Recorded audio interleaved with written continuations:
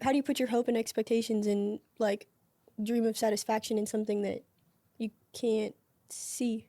Yeah, no, that's a good question. So the scriptures also would say then, delight yourself in the Lord and he will give you the desires of your heart. And I think what a lot of people initially think of that verse is like, oh, like let me just prioritize God and he'll give me everything I want.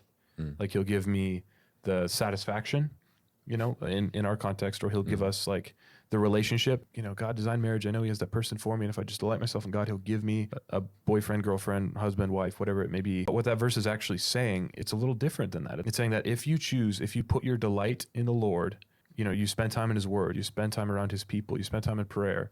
If you delight yourself in God, then he will give you the desires of your heart. In other words, he will give you your heart's desires. So he's not saying he's going to give you a girlfriend or a boyfriend or a job or satisfaction necessarily. He's saying that he will educate and inform your desires. If you delight yourself in him, he will change your desires. And I think the thing that keeps us from actually being able to do it is like, honestly, we want things that are bad for us. They're not good for us. And so I think the way we do that is we have to delight ourselves in God. If we're not saved, we need to get saved. But for those of us who are saved, the believers that are listening, man, delight yourself in God. Like pursue him through his word, pursue him through, you know, his people.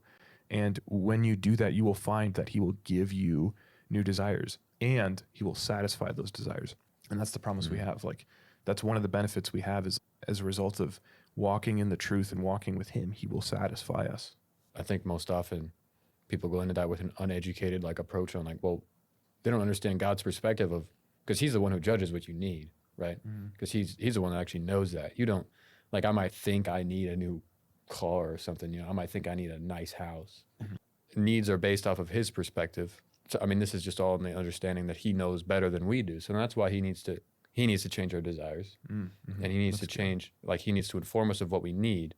The changing of desires makes you like, he's essentially gradually informing you of these are the things that you actually need. And like, this is what to actually look for. Like talking about spouse relationship. That's what he shows you what you actually should be looking for.